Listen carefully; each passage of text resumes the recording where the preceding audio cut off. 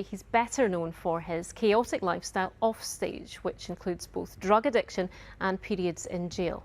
At the moment, he's in recovery and has been clean from heroin for more than 2 years. And he's now using his own experience of prison to work with inmates at Barlinnie on a joint art project. I spoke to him about that, about his own time in jail and how he found lockdown ahead of his gig tonight in Glasgow. Tell me first about this project you've been involved in at Barlinnie, an art project with prisoners in Barlinnie. How did it come about and what is it you've been doing? Where the prisoners have a chance to get out of their cell and they're given pens and papers and all the tools needed to draw. And I sat and posed in their art class, fully clothed. And yeah, that's how it started. And why did you want to do that? I'm trying to think of a way of saying it without it sounding corny, but there isn't really a way of doing it. But it's not corny, it's just something that I deeply believe in. I've got, unfortunately, I've had to spend a lot of time locked up myself, and I think it's difficult to be locked up for anyone, but for a creative spirit, for someone who needs to play an instrument, who needs to sing, who needs to draw or write, just to function, you know what I mean, if that's a big part of their life.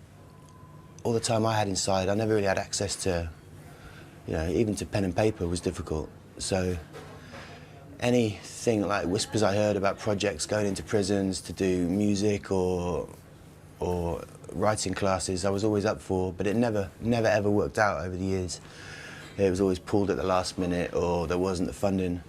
So yeah, Barlinnie, it's a different thing altogether really. There's really like a concerted effort there. There's seems to be a team of people at Barlinnie who are dedicated to that, completely selflessly. They basically just believe in art.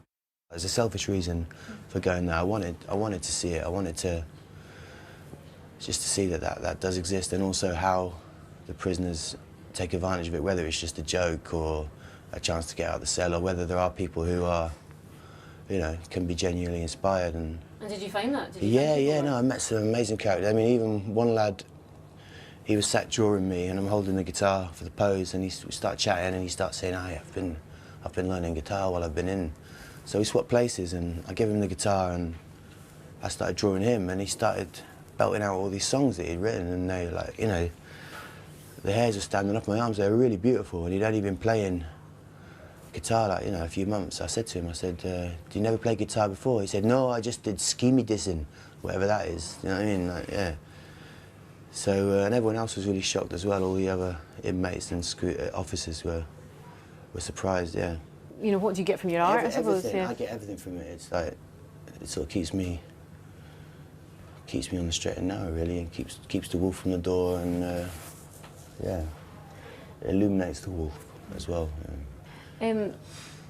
How are you now then? I mean, I suppose a lot of people still remember a lot of the kind of early 2000s and stuff when you were in the paper and in the people media do. all the They time. they remember the tabloid sort of caricature, but I suppose it'd be hard not to because it was so intensive, all that negative publicity. So I'm probably still the same person, really, in a lot of ways. Although